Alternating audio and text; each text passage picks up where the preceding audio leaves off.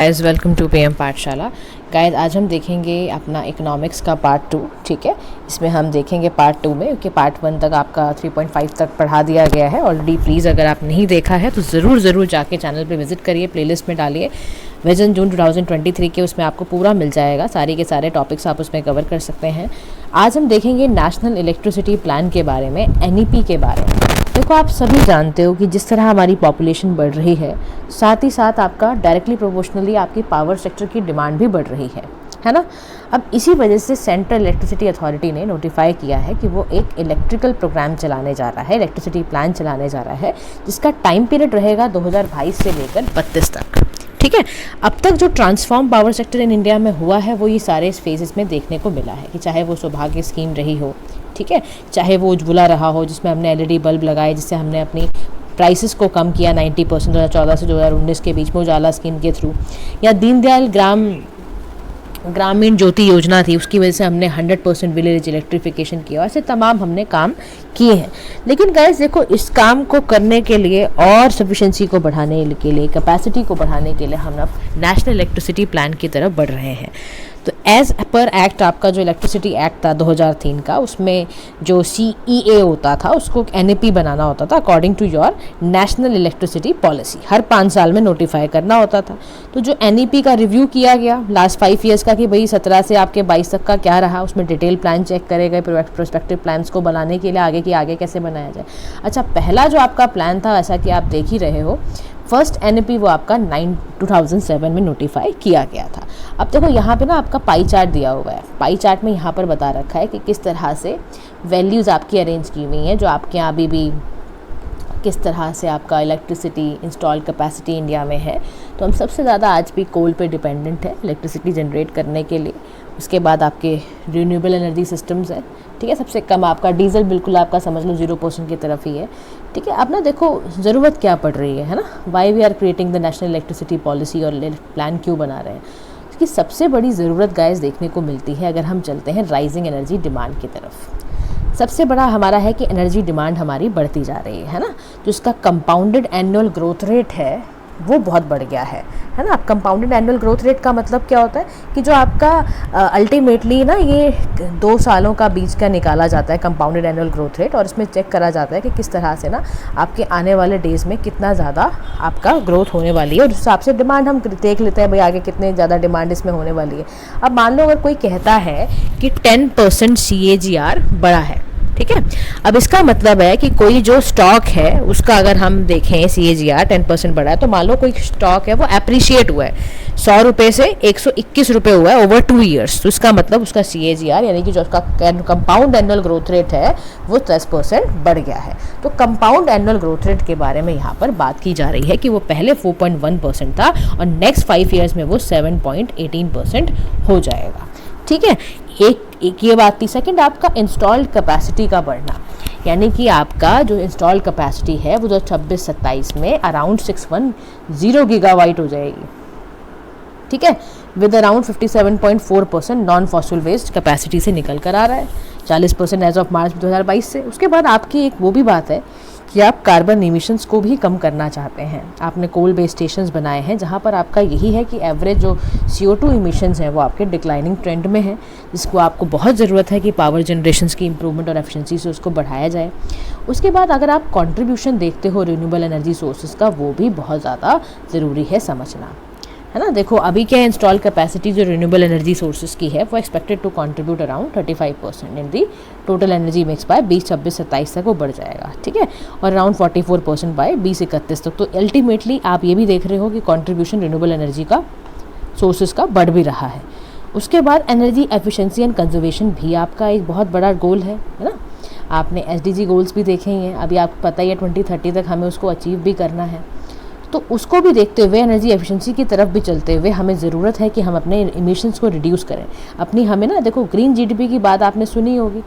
Green GDP का मतलब क्या है कि आप अपनी इकोनॉमी को ज़्यादा से ज़्यादा इन्वायरमेंटलिस्ट ढंग से सोचते हुए बनाओ, ठीक है। तो हमें एमिशन भी कम करना है, 45% तक 2030 तक हमें कम करना है against the levels of year 2005, है ना। पंचामृत भी हमने देखा है, आपने देखा है, पेरिस ट्रीटी भी आपने देखी है। तो बहुत सारी चीज़ें हैं जो हमारे दिमाग में चल रही हैं, उसके अकॉर्डिंग पॉलिसी बनाना ज़रूरी है। पावर जनरेशन रिसोर्सेज की भी बात है, कन्वेंशनल सोर्सेज जितने भी आपके हैं।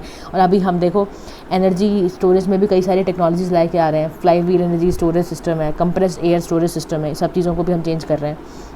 लेकिन देखो कोई भी चीज़ लॉन्च करना इतना आसान नहीं होता, है ना। कोई भी नई चीज़ अपनी लाइफ में भी शुरू करने जाते हैं तो उसमें कई सारे चैलेंजेस आते हैं। अब यहाँ पर भी नेशनल इलेक्ट्रिसिटी प्लान को इम्प्लीमेंट करने के लिए हाईलाइट्स किए गए हैं कुछ चैलेंजेस।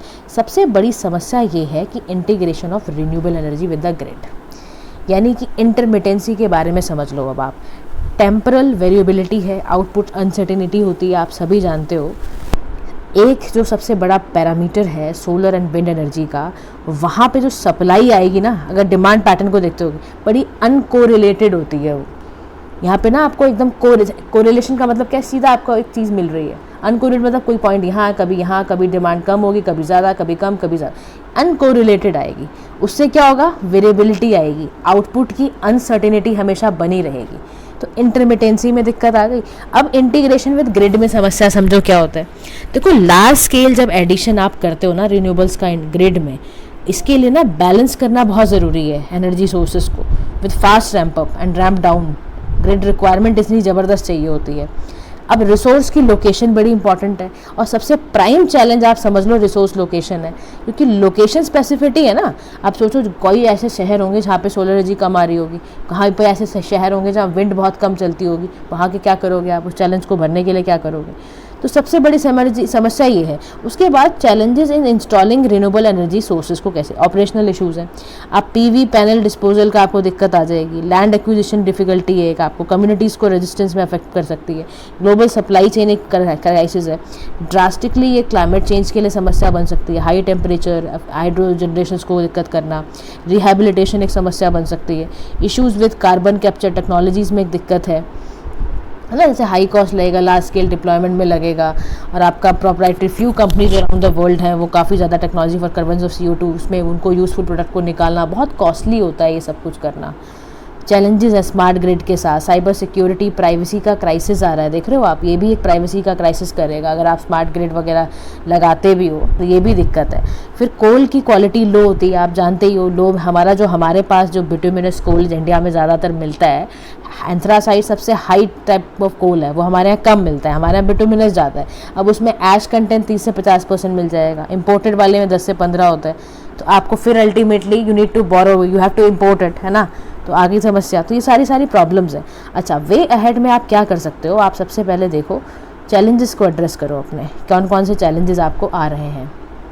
तो हाइब्रिड कर दो, आप एक काम कर सकते हो, आप ना दोनों का मिक्स बनाओ, हाइब्रिड कर दो सोलर एंड विंड एनर्जी को, और इनके रिसोर्सेज को कॉम्प्लीमेंट्री आप यूज़ करो। जहाँ पर विंड स्ट्रॉन्ग है, ड्यूरिंग इवनिंग अगर नाइट में विंड स्ट्रॉन्ग है तो यूज़ करो, लिमिटेड इनपुट क्योंकि सोलर पावर का मिलेगा। तो हाइब्रिडाइजेशन से ना इनकी वेरिएबिलिटी वाला जो इशू अभी हमने पढ़ा है वो ठीक हो जाएगा। तो पहली समस्या दूर हो गई। सेकंड, एनर्जी स्टोरेज की दिक्कत जो आप कह रहे हो, उसमें आप ना फ्रिक्वेंसी रेगुलेशन करा दो आप, उससे आपको स्टेबिलिटी मिल जाएगी, एक्सेस एनर्जी आपको मिल जाएगी। अगर आप स्टोरेज की फैसिलिटी कन्वीनियंट टाइम्स में प्रोवाइड कर दोगे तो वो समस्या भी दूर हो जाएगी। अच्छा, उसके बाद यहाँ पर आप बताओगे डिमांड रिस्पांस के बारे में। डिमांड रिस्पांस का मतलब क्या है, डिमांड साइड मैनेजमेंट करना है आपको, इंकरेज करना है कस्टमर्स को कि वो वेरिएबल रिन्यूएबल एनर्जी का ज़्यादा इस्तेमाल करें, विंड सोलर पीवी को ज़्यादा प्रोड्यूस किया जाए, डिमांड उसके हिसाब से जो लोग लगवाएं कंज्यूमर, उनको इंसेंटिव भी दिए जाएँ, अप्रोप्रिएट उनको लो रेट पे प्राइस दो, क्या हो गया, उनको इलेक्ट्रिसिटी बिल्स उनके कम कर दो आप, वो लोग आएंगे अपने घर में। ऑफ ग्रिड रिन्यूएबल सेक्टर को प्रमोशन देने की बहुत ज़रूरत है, as it is much more competitive with conventional power, ताकि आपके ट्रांसमिशन रिमोट लोकेशंस में कम हो हिसाब से, ठीक है। उसके वजह से राइस हस्क है ना, उसको भी यूज़ कर सकते हैं, कैसा मॉडल है। आप ये पेपर में लिखना है आपको जाके कि जो राइस के जो हस्क को निकलता है उसके भी गैसीफायर में से भी इलेक्ट्रिसिटी जनरेट होती है। तो this is one of the best model, है ना। उसके बाद कोऑपरेटिव फेडरलिज्म में आप यूज़ कर सकते हो, अलाइन कर दो अगर आप सेंट्रल गवर्नमेंट स्टेट अगर कुछ की एनर्जीज़ को, प्राइवेट इन्वेस्टमेंट कर सकते हो आप, है ना। एंड लो वाटर टेक्नोलॉजीज़ का इस्तेमाल कर सकते हो आप, ड्राई क्लीनिंग में, रोबोट क्लीनिंग में, इन सब में आप यूज़ कर सकते हो ताकि आपका वाटर यूसेज का जो ऑब्जेक्टिव है वो रिड्यूस हो पाए। अब next your topic is about the production linked incentive scheme, PLI के बारे में अब हम जानते हैं। PLI क्या होती है। देखो मेजर ऑब्जेक्टिव पीएलआई स्कीम्स के क्या है, पीएलआई पेपर में क्यों पढ़ाया जाता है, प्रोडक्शन लिंक्स इंसेंटिव स्कीम समझो होती क्या है। देखो इसके ना 3 मेजर ऑब्जेक्टिव्स हैं और वो क्या है समझने की ज़रूरत है। ये ना ट्रांसफॉर्म करेगा इंडिया को इनटू ए मैन्युफैक्चरिंग हब, ग्लोबल चैम्पियन बनेंगे हम इससे ना, मेक इन इंडिया वाले प्रोजेक्ट को भी अच्छा करेंगे, हमारी इन्वेस्टमेंट अच्छी होगी, इनोवेशन हमारा बढ़ेगा, हम सेल्फ रिलायंस की तरफ बढ़ेंगे जो हमारा 2015 से मकसद चल रहा है मेक इन इंडिया के तहत भी। तो इसीलिए government has decided not to launch PLI scheme for new sectors, और जो भी असेस करना है कि नीड क्या है कोर्स करेक्शन की सम सेक्टर्स में, वो सारे के लिए यहाँ पर तैयार किया जा रहा है। अब पीएलआई सबसे पहले देखो मार्च 2020 में इंट्रोड्यूस किया जाता है, एक तरह की स्पेशल इंसेंटिव स्कीम है जिसमें कि आपका ये मकसद है कि मल्टीपल सेक्टर्स में आप मैन्युफैक्चरिंग को बूस्ट करो, प्रमोट करो, ठीक है। This is PLI. अगर कोई पूछ ले कि पीएलआई क्या होता है तो आपको सीधा सीधा बताना है कि प्रोडक्शन लिंक स्कीम जो है वो आपकी सीधी सीधी एक तरह की इंसेंटिव स्कीम है, ठीक है। यहाँ पे जो आपके इंसेंटिव्स होते हैं वो लिंक किए जाते हैं to the performance of the organisation, ठीक है। मतलब इंक्रीमेंटल बेसिस पर आपको इंसेंटिव देना है, गवर्नमेंट इंसेंटिव देगी। पीएलआई से ना आपके मल्टीपल सेक्टर्स में फाउंडेशन तैयार हो जाएगी, ठीक है। अब बेनिफिट्स क्या है पीएलआई स्कीम के, मैन्युफैक्चरिंग सेक्टर को स्ट्रेंथन करना, since the incentives are directly proportional to production capacity, तो हमें डायरेक्ट इम्पैक्ट डालना है हमारे कैपेसिटी एक्सपेंशन पे।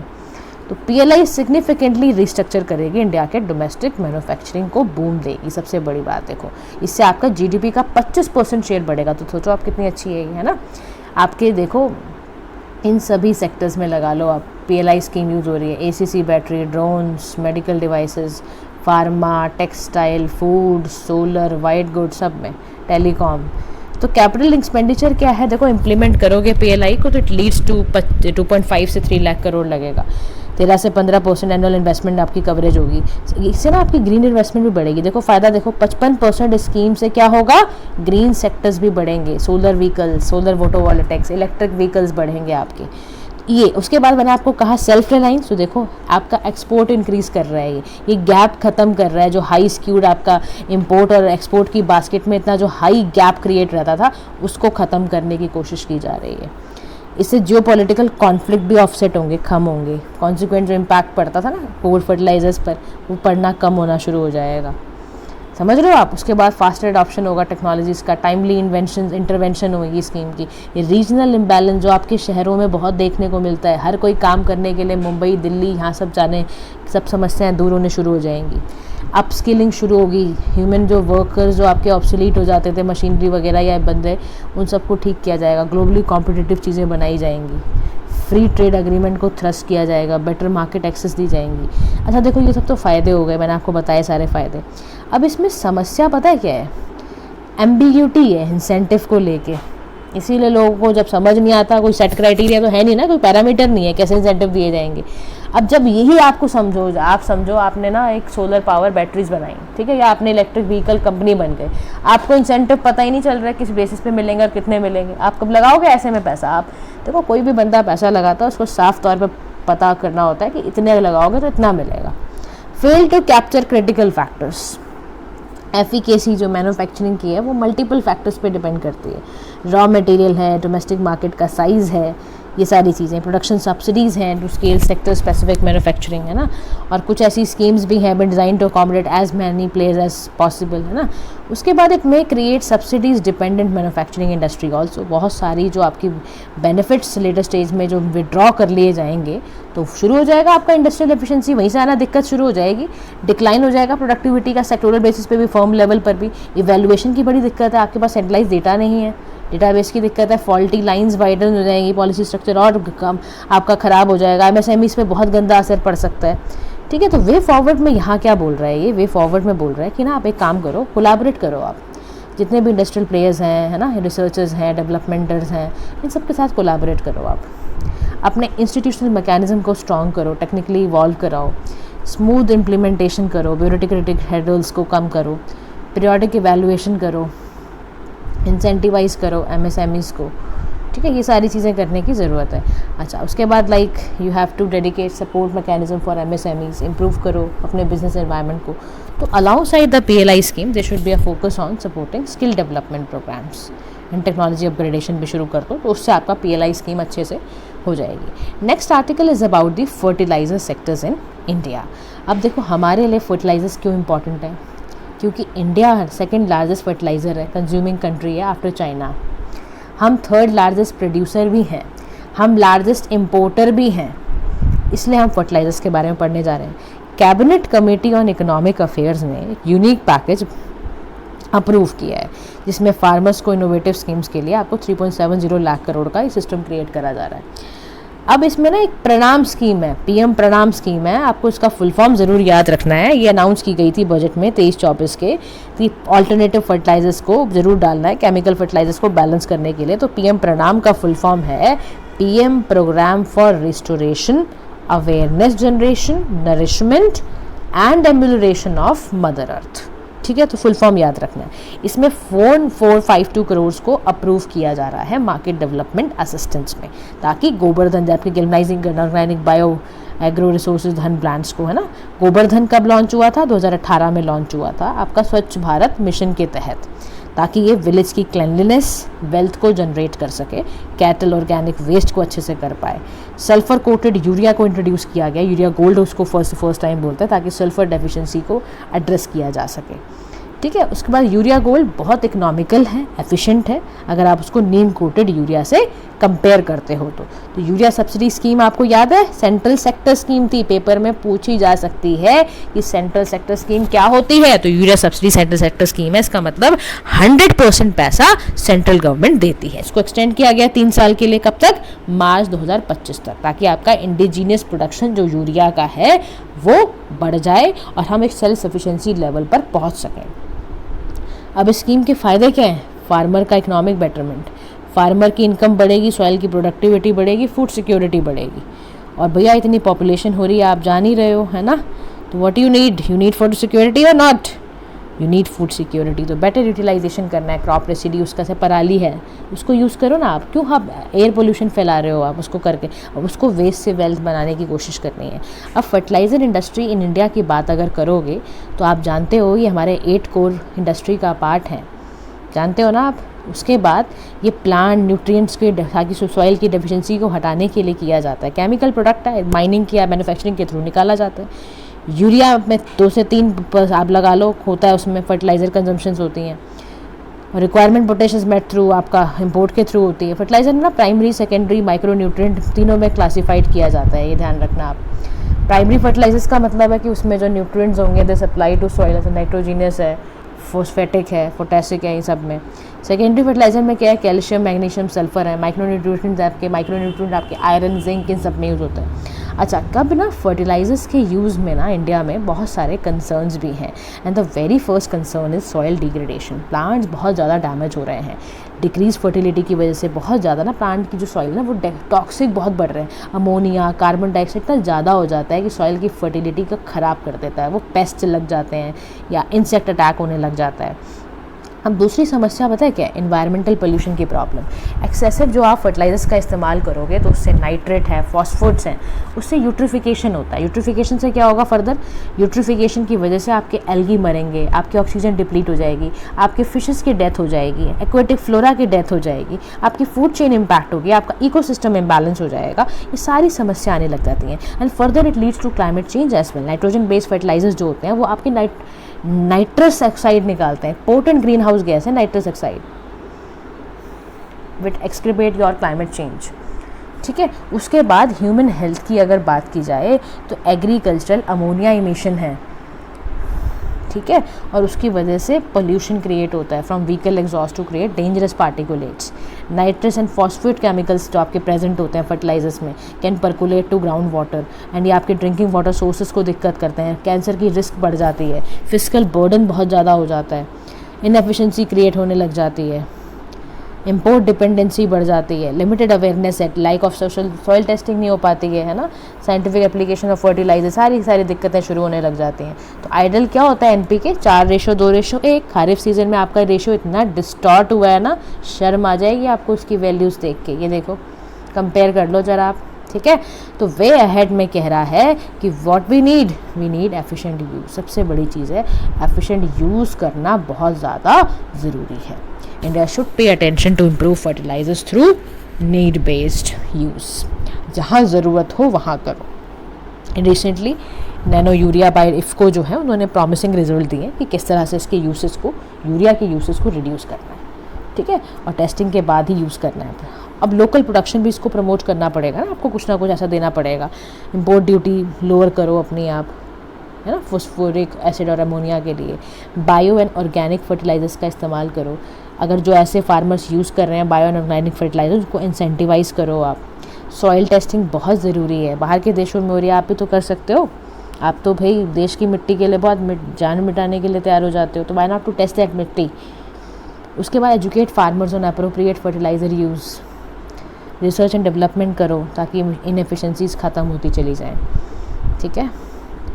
Now the next topic is about the regulations of startup ecosystem. अब देखो, रिसेंटली ना एक्सपर्ट्स ने सेल्फ रेगुलेशंस को बहुत इंपॉर्टेंट माना है कि स्टार्टअप इन्वायरमेंट के लिए it is very important to self regulate. India के स्टार्टअप सिस्टम में समझोगे तो देखो, स्टार्टअप क्या है। स्टार्टअप एक सीधा सा मतलब समझ लो, किसी भी ऑपरेशन का इनिशियल स्टेज है जो एक आइडिया, इनोवेशन, रिस्क टेकिंग के साथ चल रहा है, स्पिरिट से चल रहा है। स्टेटस देखोगे तो थर्ड लार्जेस्ट हमारे पास वर्ल्ड में हमारा थर्ड लार्जेस्ट इकोसिस्टम है स्टार्टअप्स का। 80,000 DPIIT जो रिकग्नाइज़ किए हैं स्टार्टअप्स, उन्होंने 100+ हमारे यूनिकॉर्न्स हैं, 2 टेक स्टार्टअप्स हैं। इंडिया सेकंड लार्जेस्ट इकोसिस्टम इसके अंदर भी आता है। अराउंड 40% हमारा स्टार्टअप्स Tier 2 Tier 3 सिटीज़ में आता है। अब देखो, किसी भी कंट्री के लिए सोचने की ज़रूरत है कि स्टार्टअप कल्चर ज़रूरी क्यों है। किसी भी कंट्री के लिए स्टार्टअप कल्चर इसलिए ज़रूरी होता है ताकि वो आइडियाज़, इनोवेशन, रिसर्च को प्रमोट कर सकें, बैकवर्ड एंड फॉरवर्ड लिंकेजेस को डेवलप कर सकें, वेल्थ क्रिएट कर सकें, सोसाइटल नीड्स को फुलफ़िल कर सकें, अफोर्डेबल हेल्थ केयर, एजुकेशन दे पाएँ, स्टिमुलेट कर पाएँ डोमेस्टिक इन्वेस्टमेंट को, है ना। गवर्नमेंट एफर्ट्स क्या कि develop this ecosystem. Startup India, stand up India है ना, इसका फंड स्कीम है अर्ली स्टेज में बनाने के लिए। ऑन बोर्डिंग स्टार्टअप करके वो गवर्नमेंट ई मार्केट प्लेस को तैयार कर पाएँ। IPR प्रोटेक्शन करने के लिए बहुत ज़रूरी है। अब regulation of startup ecosystem in India में देखोगे तो मिनिस्ट्री ऑफ कॉर्पोरेट अफेयर्स ने, यानी कि MCA ने डिफ़ाइन किया है स्टार्टअप्स के बारे में through an executive order under the companies act 2013, और कुछ फ्री ऑपरेशनल और कुछ कंप्लाइंसेस रिलैक्सेशन देने की बात करिए for a startup company. DPIIT का फुल फॉर्म क्या है? Department of promotion and industry and general trade. ये आपके ministry of commerce and industry का पार्ट है। यही बिजनेस को रिकॉग्नाइज करता है as a startup. Please memorise it. Define किसने किया है? मिनिस्ट्री ऑफ कॉर्पोरेट अफेयर्स ने अंडर दी कंपनीज एक्ट 2013। लेकिन स्टार्टअप को रिकॉग्नाइज कौन करता है? DPIIT। किसका पार्ट है? Ministry of commerce and industry का पार्ट है।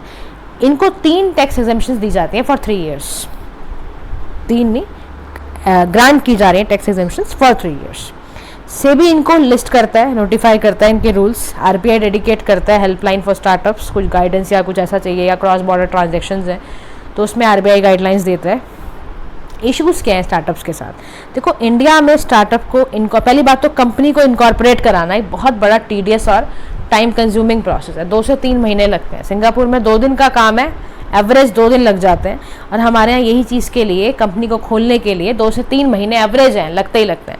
कंप्लाइंस का बर्डन, लाइसेंस बनवाओ, परमिट खोलो, ये सब कितना टाइम कंज्यूमिंग है। इतना टाइम होता है किसी के पास? तो स्टार्टअप में चैलेंजेस हैं, डिस्प्यूट की दिक्कतें, फ्रिक्वेंट पॉलिसी चेंज हो गया तो उसमें समस्याएं, फंडिंग ही नहीं है, पैसा ही नहीं है, उठा लो आप किसी से। Indian startups encounter funding issue as venture capital firms होते हैं, वो स्टार्टअप्स को इस्टेब्लिश करने में काम होते हैं। उसमें क्या होता है? Funding new business in India is very difficult, क्योंकि आपको ना रेज फंड करना थ्रू कन्वर्टेबल नोट्स, FDI के थ्रू आप कर नहीं सकते। आप करते रहो, फिर आप क्या करोगे? IP की समस्या, इंटेलेक्चुअल प्रॉपर्टी की समस्या हो जाती है, वो बड़ा टाइम कंज्यूमिंग, बड़ा ही कॉस्टली पैसा लगता है इसमें बहुत ज़्यादा। टैक्सेशन की दिक्कत है। एंजल इन्वेस्टमेंट को टैक्स दो, टैक्स कंप्लाइंसेस भरो, ट्रांसफ़र प्राइसिंग की दिक्कत, शेयर का वैल्यूएशन में इतना टैक्सेशन, तो कहाँ से लाओगे इतना। अब इसके लिए यहाँ पर ये कह रहा है वे फॉरवर्ड में कि देखो जी एक काम ये कर दो, सैंडबॉक्स अप्रोच होती है उसको अपनाओ। अब समझने की ज़रूरत है तुम्हारे लिए कि व्हाट इज़ सैंडबॉक्स अप्रोच। ध्यान से सुनना। देखो रेगुलेटरी सैंडबॉक्सेस होते हैं, वो ही स्टार्टअप्स को अलाउ करते हैं कि कोई नया इनोवेटिव आइडिया है, प्रोडक्ट है या सर्विस है किसी भी कंट्रोल्ड एनवायरनमेंट में, यही लोग होते हैं जो उसको जाके अलाउ करते हैं और ग्रांट करते हैं इनको टेम्परेरी रेगुलेटरी एग्जाम्पशंस। जैसे आपकी फिनटेक रेगुलेटरी सैंडबॉक्स है, वो आरबीआई ने की थी, फ्रॉम टाइम टू टाइम उन्होंने क्रिएट की थी। पॉलिसी टू इनेबल फंडिंग, एक कॉम्प्रिहेंसिव प्रिसाइज बिजनेस पॉलिसी बनाना, उसमें विजन लिखना, उसका ऑब्जेक्टिव, उसका ग्रोथ पोटेंशियल के बारे में बताना, ये सारा का सारा, ताकि वेंचर कैपिटलिस्ट ज़्यादा से ज़्यादा अट्रैक्ट हो पाएँ। इनोवेटिव फंडिंग आइडिया जैसे क्राउड फंडिंग को इनकरेज करना है ना, ये सब करना।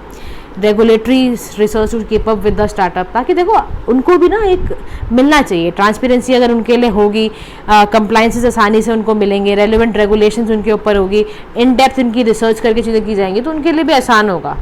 मल्टी स्टेक होल्डर्स की अप्रोच को अपनाओ, आप बुलाओ ना, आप बुलाओ, कोऑर्डिनेशन करो आप गवर्नमेंट एजेंसीज का स्टेक होल्डर्स के साथ, एडवोकेट करो कि क्या क्या कई नई एंट्री एग्जिट की प्रॉब्लम्स को एड्रेस करो, क्या दिक्कतें आ रही हैं, जो दिक्कतें हैं उन्हीं को तो दूर करना है आपको। आईपीआर की समस्या है, उसके लिए आप पेटेंट का एग्जामिनेशन करवाओ। आईपीआर के जो आपके फैसिलिटेशन सेंटर्स हैं उनमें आप वहाँ पे जाके लोगों को अवेयरनेस जो कि कहाँ कहाँ पर कैसे कैसे आईपीआर की चीज़ों से बच सकते हो आप, ठीक है। तो जो प्रॉब्लम्स थे वही आपका सोल्यूशन है। Next part guys next video में करेंगे, वरना वीडियो बहुत लंबी हो जाएगी and I don't want you to miss anything. कई बार क्या होता है हमारा कंसंट्रेशन टूटता है और हम फिर गड़बड़ कर जाते हैं। तो दिस इज़ फॉर ऑल, ठीक है। Now you can have any question if you have it, so you can please ask in the comment section and thank you so much for listening. Do like share and subscribe to PM Pathshala. Have a nice day to all.